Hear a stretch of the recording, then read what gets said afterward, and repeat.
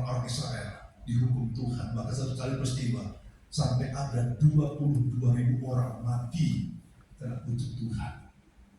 Datang Abiram, Korah, Bapak Ibu, bersama dengan keluarganya, bersama seluruh harta bendanya, ditelan bumi hidup-hidup karena mereka tidak menjaga dirinya di hadapan kemuliaan itu. Maka saya mau katakan, kemuliaan itu kita perlu perhatikan dengan seksama. Tidak ada boleh bermain-main di hadapan kemuliaan itu. Katakan amin. Nah, kita akan melihat bagaimana satu peristiwa ketika Allah menyatakan kemuliaannya. Ada dua peristiwa yang kita akan belajar dengan malam ini dengan cepat. Mari kita baca lagi ayat firman Tuhan. Yang pertama adalah 2 Samuel 6 ayat 1 sampai dengan 7. 2 Samuel 6 ayat 1 sampai dengan 7. Daud mengumpulkan pula semua orang pilihan di antara orang Israel, 30.000 orang banyaknya. Next. Kemudian bersiaplah Daud lalu berjalan dari Baale Yehuda dengan seluruh rakyat yang menyertainya untuk mengangkat dari sana apa? Tabut Allah. Tabut Allah bicara apa? Bicara kemuliaan Tuhan, kemuliaan Allah yang disebut dengan nama Tuhan semesta alam yang bertahta di atas kerubin. Next. Mereka menaikkan tabut Allah itu ke dalam kereta yang baru setelah mengangkatnya dari rumah Abinadab yang di atas bukit. Lalu Usa dan Ahio, anak-anak Abinadab, mengantarkan kereta itu. Next. Usa berjalan di samping tabut Allah itu, sedang Ahio berjalan di depan tabut itu. Daud dan seluruh kaum Israel menari di hadapan Tuhan dengan sekuat tenaga. Diiringi nyanyian, kecapi gambus, rebana, kelentung, dan ceracap. Next. Ketika mereka sampai ke tempat mendirikan Nahor, maka Usa mengulurkan tangannya kepada tabut Allah itu bicara kemuliaan Tuhan, lalu memegangnya karena lembu-lembu itu tergelincir. 7. Maka bangkitlah murka Tuhan terhadap Usa, lalu Allah membunuh dia di sana karena keteledorannya itu. Ia mati di sana dekat tabut Allah itu. Perhatikan saya baik-baik. Tabut ini Bapak Ibu yang tadinya dirampas oleh bangsa Filistin pada pemerintahan Raja Saul itu tabut dirampok Bapak Ibu dari Bait Allah. Bait Allah dihancurkan, perkakas-perkasnya dibawa oleh orang Filistin ke negerinya. Tapi ketika tabut itu dibawa ke negerinya, apa yang terjadi? Itu tabut diletakkan di di kuilnya Dagon. Iya, rumahnya dewa Dagon Bapak Ibu. Apa yang terjadi? Ketika itu tabut Allah ditempatkan disandingkan dengan patungnya dewa Dagon, di hari itu Bapak Ibu terjadi patung dewa Dagon itu terbanting Bapak Ibu. Di sini ada tabut Allah, si patung dewa Dagonnya terbanting. Artinya ada kemuliaan Tuhan. Dia nggak boleh disandingkan dengan patung. Mereka pikir ini peristiwa kebetulan. Para imam-imam agama penyembah Dagon itu, wah ini mungkin tadi ada kucing nih, nabrak ini patungnya, dibalikin Bapak Ibu, diberikan lagi. Apa yang terjadi kemudian? Di satu hari Bapak Ibu, itu patung terbanting lagi Bapak Ibu. Kali ini bukan hanya terbanting, tapi patah lehernya, hancur berantakan Bapak Ibu. Dan bukan itu saja, orang-orang Filistin kena kutuk pada borongan semua.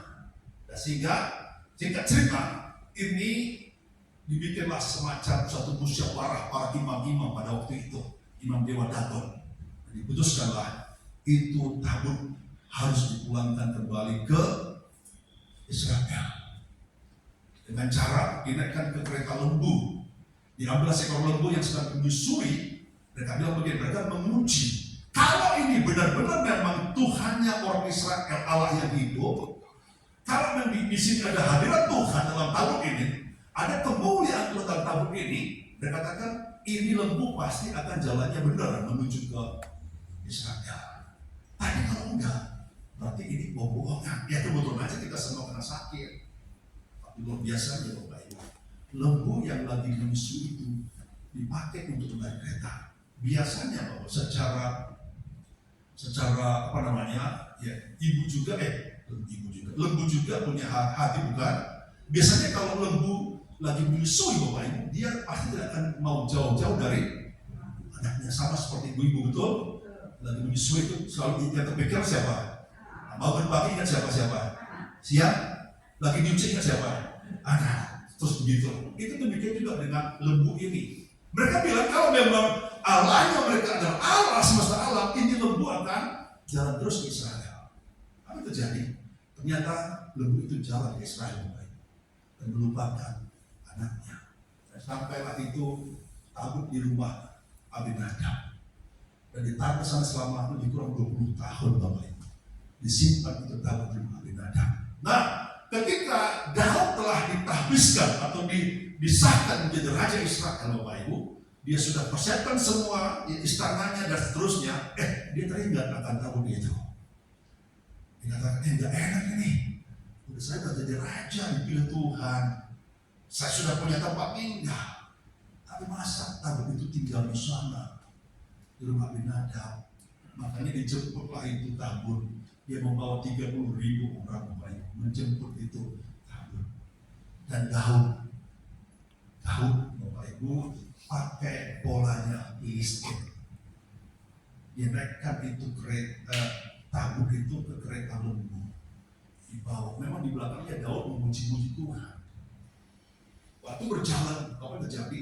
Ada Ahio dan Usai menjaga tabut itu. Tengah jalan ternyata itu lembu tergelincir. Dan Usai pegang itu tabut. Dan ternyata sebenarnya itu tidak boleh dipegang. Kenapa? Karena di situ ada kemuliaan Tuhan. Bahkan di baitnya Allah, tabernakel Musa, ada ruang halaman, ada ruang kudus, ada ruang Maha Kudus. Rumah kudus dijaga steril banget. Hanya 1 kali setahun para imam dipilih untuk boleh masuk membersihkan darah anak domba. Itu pun dengan persiapan yang ketat. Disiapkan dulu imamnya. Kemudian pada hari hanya imam itu harus masuk ke dalam. Dia harus menguduskan dirinya. Kemudian juga dia bawa di kakinya diikatkan semacam tali dan dipasanglah semacam benda yang bunyi-bunyian. Pernah nggak di kampung itu mendengar ada sapi di tengah-tengah semak-semak ada suara? Kan gitu, seperti itulah. Nah, itu maksudnya apa? Imam itu kalau dia masih ada suara itu berbunyi, berarti imamnya masih hidup. Sebab kalau terjadi apa-apa, siapapun nggak boleh masuk ke ruang itu. Barang siapa masuk sembarang pasti mati lagi. Jadi kalau seandainya itu imam kedapatan nggak benar dia melakukan tugasnya dalam kemuliaan yang besar itu di rumah kudus itu, maka dia spontan langsung mati. Kalau dia mati, siapa yang ambil? Maka tali itulah dipakai untuk narik jenazahnya. Sebegitunya kemuliaan itu harus kita jaga Bapak Ibu. Nah ini Usai pegang dan kemudian mati. Saat kemuliaan Tuhan nyata, tidak seorang pun boleh main-main dengan Tuhan. Katakan amin. Termasuk kita Bapak Ibu. Saya percaya bahwa hari-hari ini Sukabumi akan dilaut oleh Tuhan. Amin. Kemuliaannya turun atas Sukabumi. Tapi pertanyaan kita siap tidak menyambut itu? Siap menjaga kemuliaan itu? Dengan kita tidak main-main. Itu tahun 20 tahun di rumah Abinadab yang ada kematian anaknya. Sisi lain Bapak Ibu, kita akan melihat sisi lain tentang kemuliaan Tuhan. Yuk kita baca lagi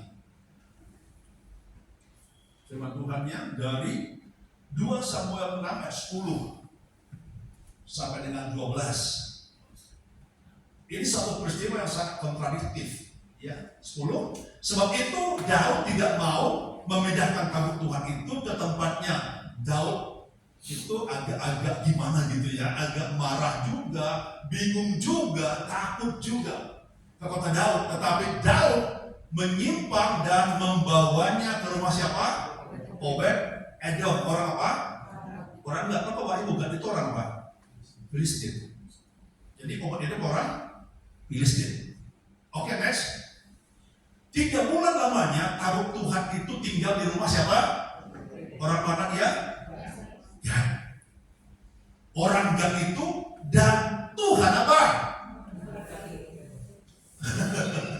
Memberkati Obed Edom dan seisi rumahnya. Next lagi, diberitahukanlah kepada Raja Daud demikian, Tuhan memberkati seisi rumah Obed Edom dan segala yang ada padanya. Oleh karena apa? Oleh karena kemuliaan Tuhan. Lalu Daud pergi mengangkut tabut Allah itu dari rumah Obed Edom ke kota Daud dengan sukacita. Perhatikan baik-baik. Tabut yang sama, barang yang sama, kemuliaan yang sama ada di rumah orang Israel namanya Abinadab. 20 tahun, nothing happened. Bahkan ujungnya kematian anaknya. Kemuliaan yang sama, tabut yang sama ada di rumah Obed Edom yang adalah notabene dia orang Filistin. Cuma berapa? 3 bulan. Saya nggak kebayang kalau sampai 3 tahun itu apa yang terjadi dengan Obed Edom. 3 bulan saja tahun itu menghadirkan berkat yang begitu luar biasa atas Obed Edom. Dan bukan hanya dia sendiri, tapi seisi keluarganya. Diberkati Tuhan begitu luar biasa, mengubahkan keluarga Obed Edom yang tadinya mungkin dia biasa-biasa saja jadi luar biasa. Kalau bahasa sekarang dia viral, jadi bahan pembicaraan. Obed Edom diberkati dulu naik sepeda, sekarang naik Alphard, gitu ya, diberkati luar biasa. Ngapa demikian? Apa perbedaannya? Saya mau katakan, Obed Edom tahu menghargai kemuliaan Tuhan. Obed Edom tahu menjaga kemuliaan Tuhan. Obed Edom tahu bagaimana memperlakukan itu tabut Allah, sehingga dia diberkati. Diberkati 3 bulan saja Obed Edom diberkati luar biasa. Padahal dia orang Filistin, tapi dia adalah orang yang mengenal Allah. Memang pada sejarah bangsa Israel memang ada beberapa suku lain memang seperti dicampokkan menjadi seperti orang Israel. Dia apa namanya? Dia melakukan, dia percaya kepada Tuhan Allahnya Israel, sehingga dia diberkati Tuhan begitu luar biasa. Tapi saya katakan, perhatikanlah kemurahan dan kekerasan Allah. Nah, saya mau katakan, orang Israel saja yang tegar tengkuk, yang berontak, yang marah, yang kurang ajar Bapak itu diluluhlantahkan oleh Tuhan, dihancurkan oleh Tuhan. Sejarahnya banyak. Maka ada sejarah mencatat bahwa pernah 1 kali Israel itu dibuang oleh Tuhan ke Babel selama 70 tahun. Dibuang. Kenapa? Karena kurang ajar. Yang ada cuma bersungut-sungut, berontak, nyalain Tuhan dan seterusnya. Dihajar Tuhan. Begitu rupa. Maka kita sering katakan hari ini, kalau tadi katakan, kalau tahun-tahun ini Tuhan menyatakan kemuliaannya atas gerejanya, atas negaranya, jadi siapakah kita? Apakah seperti Usa atau seperti Obed Edom? Doa saya, ayo kita menghargai kemuliaan Tuhan. Kita senangkan Tuhan. Obed Edom di samping dia tahu memperlakukan hukum itu, memperlakukan tahun itu, dia ternyata adalah seorang pemuji Tuhan. Dia adalah seorang pemuji, dia memuji Bapak itu. Di bait Allah terjadi memuji Tuhan. Maka berbahagia di sini yang engkau adalah imam musik, memuji Tuhan. Dan berkata Tuhan seperti Obed Edom. Katakan amin. Kenapa? Karena Tuhan suka dipuji. Sama seperti Daud. Mengapa Daud dipilih Tuhan menjadi hamba yang berkenan kepadanya? Karena Daud tahu bagaimana menyenangkan hatinya Tuhan. Tuhan Yesus memberkati.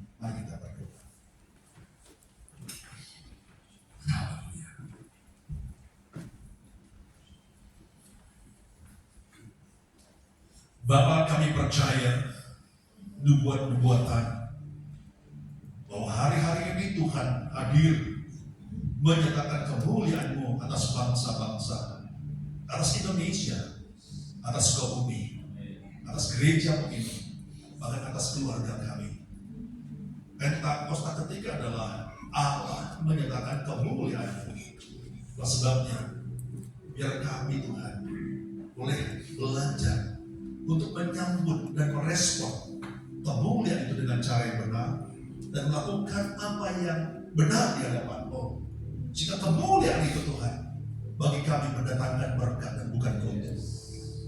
Ajari kami Tuhan mengenal Engkau, mengenal Engkau lebih lagi. Terima kasih Bapa, terima kasih Tuhan. Inilah domba-domba-Mu, inilah anak-anak-Mu, kekasih-kekasih jiwa. Tuhan, Kau memberkatilah umat-Mu ini. Bawa kami Tuhan ke Gunung Kudus, bawa kami lebih lagi untuk mengenal Engkau dan mencintai Engkau. Bawa kami untuk boleh melakukan apa yang terbaik untuk-Mu ya Tuhan. Terima kasih Bapa, terima kasih. Kau berkati setiap rencana, pekerjaan usaha umat-Mu Bapa. Di hari ke depan ada kemuliaan Tuhan menyertai kami, sehingga kami mengalami keberhasilan dan keberuntungan. Karena kemuliaan Tuhan menjadikan semua itu terjadi. Terima kasih Bapa. Bahkan umat-Mu yang sedang lemah Kau kuatkan, yang susah Kau hiburkan, yang terikat Kau lepaskan dalam nama Yesus. Terima kasih Bapa. Hamba-Mu sudah selesai berbicara. Dan kami mohon Roh Kudus terus berbicara kepada kami, bahwa kami tuntut kami dalam rencana-Mu. Terpujilah nama-Mu dalam